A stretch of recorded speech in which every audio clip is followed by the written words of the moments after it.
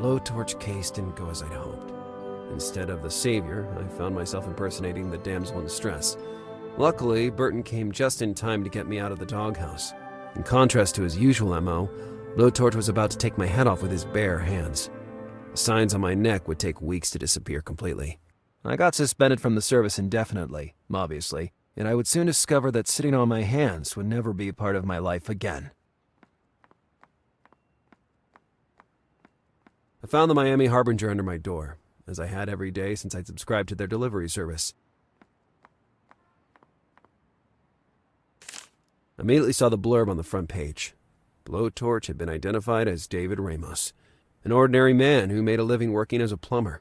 The initials, the plumbing job, everything matched the information found in the letters. That crazy guy had given us, little by little, his complete identikit. Despite Burton's timely intervention, Ramos was able to disappear into the night and not get caught. At least now the public knew his real identity. A man would struggle to move freely. The leading story dealt with the disappearance of a young girl, the daughter of a certain Molesberg. Apparently, he was one of the richest and most powerful men in the city. Nevertheless, I had never heard of him before. The journalist was doubting the real disappearance of the teenager, assuming she was a runaway instead. I wonder what clues she could have had that led to such speculation. The envelope sticking out didn't have a normal appearance. A cold shiver passed down my spine. Had I just received yet another letter from Blowtorch? I immediately noticed the strange seal with which it had been secured, but I would think about that later. With a trembling hand, I set out to pull out the letter. On the paper was an address and a series of meaningless numbers. Nothing else. Ramos was giving me an appointment in a West Miami alley, but that wasn't the most absurd thing. The most absurd thing is that I'd probably have gone. So Ramos was back after just a few hours on the run, ready to pick up our challenge where it left off. In the meantime, the Miami Harbinger was publishing news about the disappearance of the Molesberg scion that occurred the night before. What if she was the victim chosen by Blowtorch? I should seek out more information. The morning news was being aired right then. Maybe there was still time to catch the final minutes of it.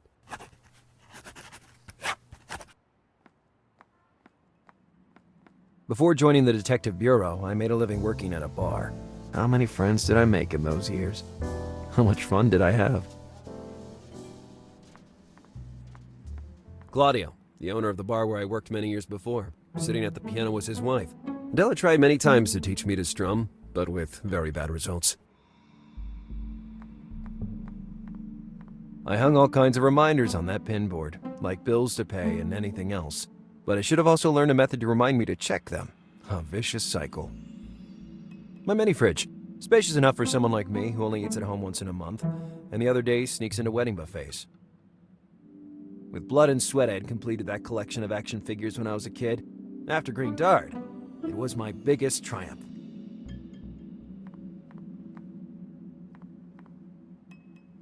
The poster claimed that the cold filled you with energy.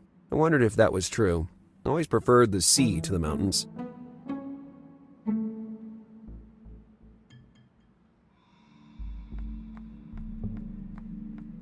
A glass holder trolley that actually looked like a toilet with a pair of wheels. What the hell was my remote control doing in there?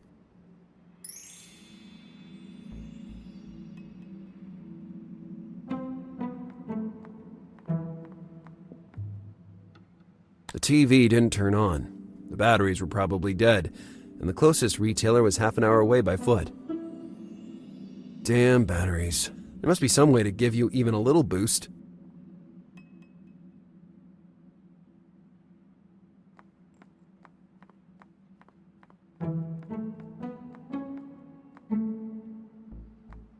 The cell phone was inside the nightstand, comfortably resting in the underwear drawer. When I bent down to pick it up, I found myself looking at my parents' photograph. Mom and Dad, on holidays in Greece during their honeymoon. Dad with his typical sly look, Mom with an unlikely 80s rock star hairstyle. We always used to make fun of her for that juvenile look. How long had it been since I left Italy? And them. Looking at that photo always left me with a sour taste in my mouth, but that wasn't the right time to get lost in memories. I had a cell phone to retrieve and an investigation to continue. The night before, I had even been able to deactivate that paid weather service. I could finally use the phone to do what it was designed for, making phone calls. It represented the Sacred Heart of Jesus, a Christian symbol of worship. My grandma insisted that I take it with me to America for protection, but to be honest, I always found it, slightly gruesome.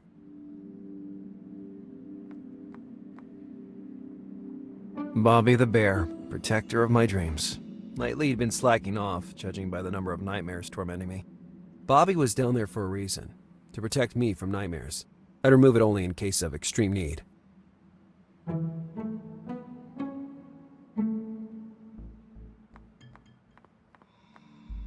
It kept the device's thermostat held in position. Removing it would drop the temperature as low as it could go. But, alright, I rarely ate the junk food in my fridge anyway.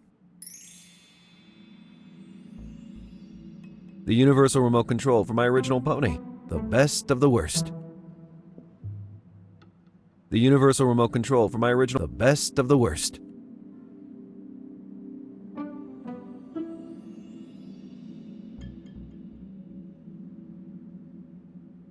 I read somewhere once that a dead battery could regain a small amount of energy in an extremely cold environment. Could it be true, this story of batteries recharging in the cold? Hey, maybe that's what igloos are. Huge batteries shaped like houses. Oh, that would explain why Eskimos wear gloves, to prevent electric shocks. It was time to discover if my limited physics knowledge would help me or not.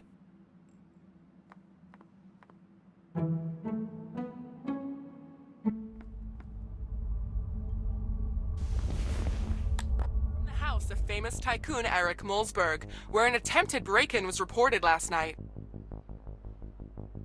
No statement has been released either from the police or the family, so the specifics of the offense are still shrouded in mystery. The only detail that has been leaked so far is some strange graffiti drawn on the front of the mansion, probably left by the same individual or group that attempted the late-night illegal entry. As you can see behind me, the symbol appears to have been applied using an enormous quantity of blood, perhaps of a human nature.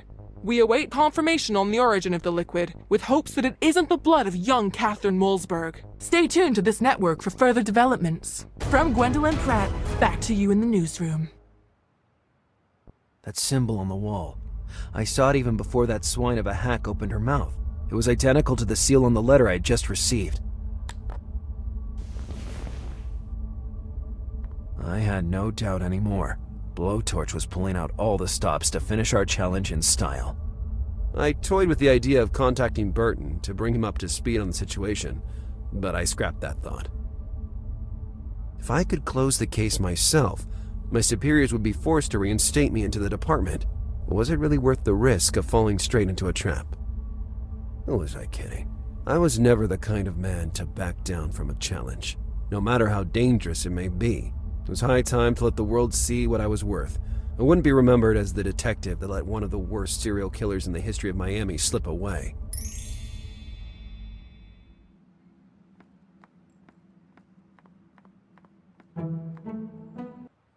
The thing to do next was retrieve Green Dart, just in case I needed to race off in pursuit of Ramos. My beloved bike had been left at the HPD the night before. To recover it, a long walk awaited me. Hey Richie, how's it going?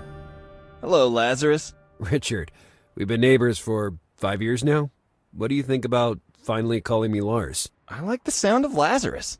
There's something magnetic about it, don't you think? Speaking of magnetism, do you still have that magnet I loaned you? Yeah, well, it's complicated. What do you mean by complicated? You didn't lose it, did you? No, not lost, no.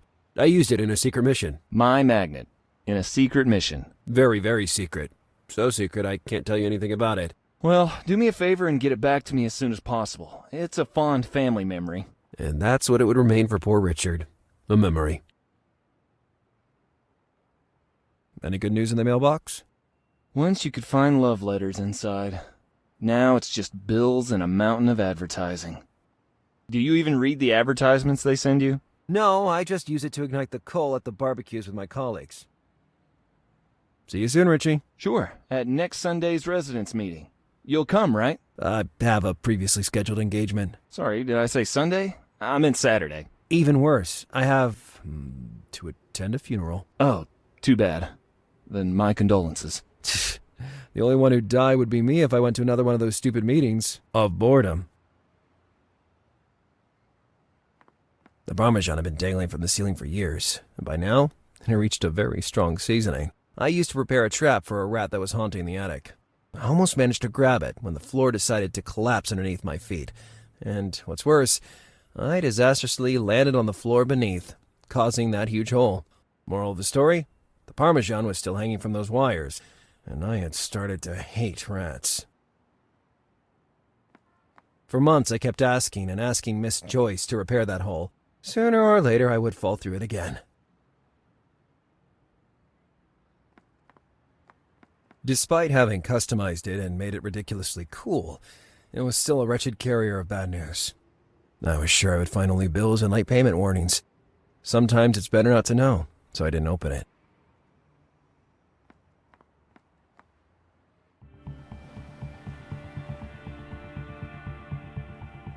I found a very bad surprise waiting for me outside the office. Those idiots in the department had pierced a tire of my beloved green Dart. Furthermore, the bike was locked to the streetlight with its chain. Wheelo probably had the keys, but for the tire I would have to come up with something. One thing was for sure, I wouldn't leave the HPD without my green Dart. That was Wheelo, Visitor Service Section. His role was dispensing entry passes to the occasional visitor and invent government conspiracies in his twisted little mind. Hey, Wheelo. Oh, it's just you. Who else would it be? A government inspector, maybe? They're everywhere these days. We are the HPD, the last place a government inspector would check. We work for justice, so we're all clean and spotless. Is that what you think? Actually, if we're talking about being clean, that doesn't really apply anymore. Listen, it's you who has the keys to Green Dart, right? Yes, the chief inspector entrusted their custody to me. Can you show me an identification document? Wheelo, if you don't give me the keys to my Green Dart right now... I'll make an exception to the rule.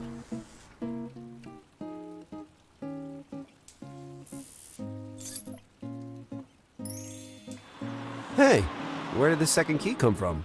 That's not mine. The keys were delivered to me as you see them, but if you want to fill out a complaint form... I'll keep them this way. What the hell happened to my Green Dart? The vehicle has a puncture on the front tire. Not only that, it's chained to a lamppost. Do you have any idea who perpetrated this offense? I don't have all the necessary evidence to make an assessment. Do you want to press charges? It'd be a waste of time. Instead, do you know where there's a bike shop around here so I can buy a new tire? There's one 5 blocks away from here, along the promenade. It took me 2 hours just to get here from my house. I can't afford to lose the whole day. I'll manage some other way. Have you got any spare chewing gum? It depends. Who's asking? The President of the United States. Very funny. I might have some more, yes. Well, perfect. That's exactly what I need. Don't get any ideas. I'm done giving you things for free. Come on. Stop talking nonsense and give me some gum. Okay. Bring me the latest edition of Play Guy and maybe we can talk about it. What? I'm alone all day down here. I have to find some way to pass the time. Looks like I might have to spend the day running errands for this paranoid. On the other side of the street is a newsstand. I better hurry up if I don't want to waste too much time.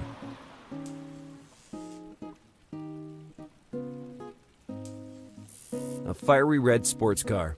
I prefer two-wheeled vehicles by far, but that one just had a certain something.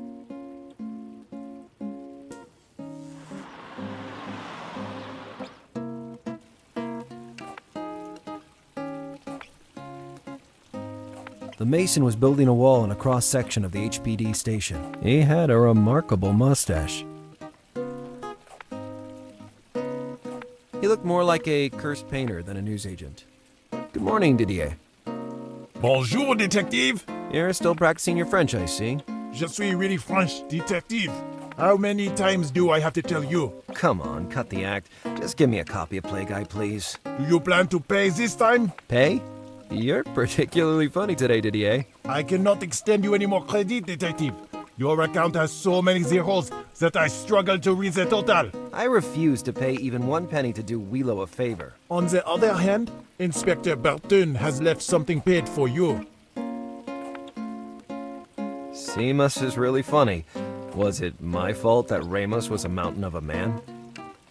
That is all for now. See you soon, detective. By the way, your fake pronunciation sucks. An inviting toolbox, stuffed with delights of 1,000 uses. It was an adult magazine. The rabbit with the glasses subtly suggested its intended purpose. Hello. How can I help you? You're doing a really great job. You can say that again, my friend. Nobody does grout work like this these days. Listen to old Tom. That's not just a wall, it is art. If he could, that man would have exhibited his stuccoed wall in the Louvre of Paris, near the Mona Lisa. Is that magazine on the wall yours? Of course it's mine. What a question. Well, this is a very difficult situation to explain. In short, I urgently need that magazine. I understood full well what kind of urgency we're talking about. But unfortunately, I have an urgency even greater than yours. Look at those soft curves, those gentle shades. Please, let's not get into any details. What are you suggesting? My urgency is art. I need that magazine as inspiration for my walls. So I can't give it to you. Go to the newsstand and buy a copy like everyone else. Well, I tried asking politely. Now I'd have to graduate to cunningly stealing. The sun up in the sky, a fiery red balloon and a lollipop. I would have gladly changed places with that kid.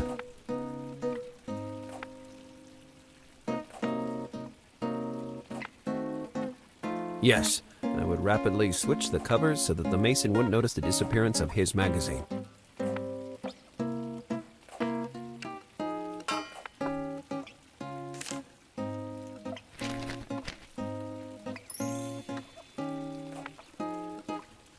Now I felt more at ease.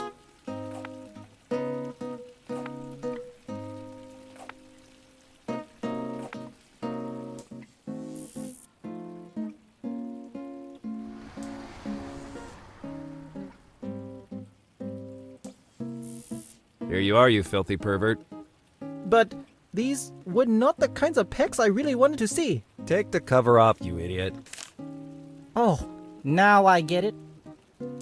Don't get smart. Now, I want the chewing gum we agreed on.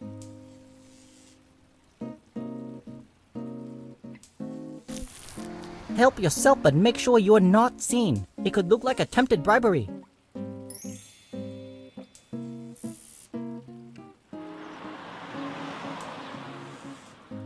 It was Green Dart, my customized mountain bike. At the moment, it was still chained to that street light and had a flat tire. The chewing gum was exactly what I needed to fix the bike.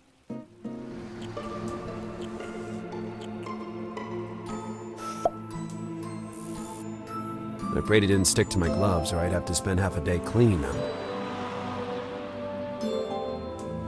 The chain remained the last obstacle to freedom, but fortunately, I had the keys with me.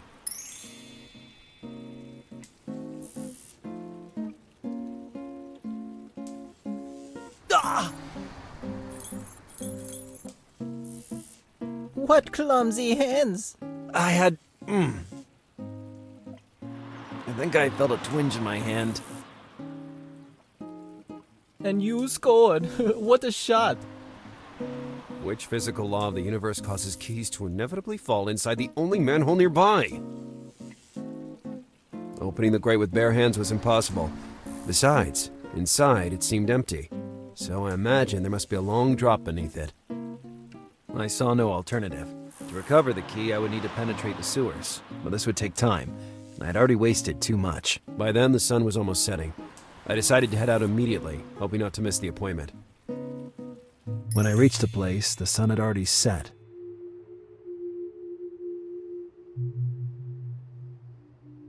An old, desolate alley in West Miami. I didn't know what to expect yet. I had to move cautiously.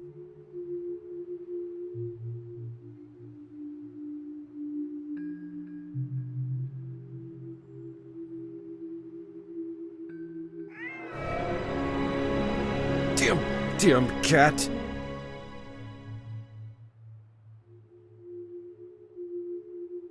Hey, are you okay? No answer. Not even a twitch or perceptible movement. Then I realized how things really were. The man wasn't breathing.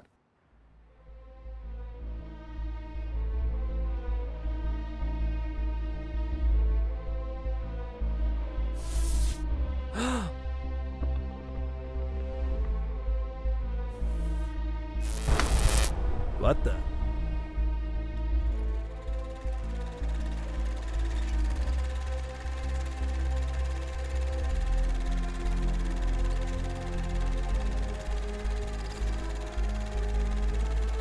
Lazarus Bundy.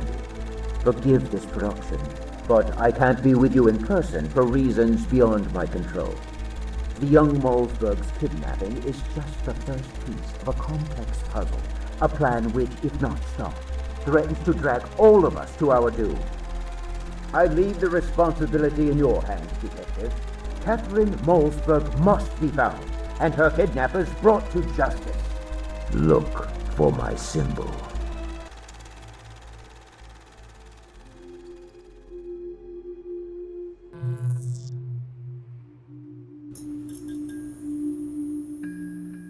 I forced myself to interpret all this like a very bad joke. I failed. I started with the conviction to end my challenge with Ramos, and yet I found myself receiving a brand new one. The tone of that man suggested only determination, not a single trace of mockery, nor even a perceptible tremble. That guy really believed what he said.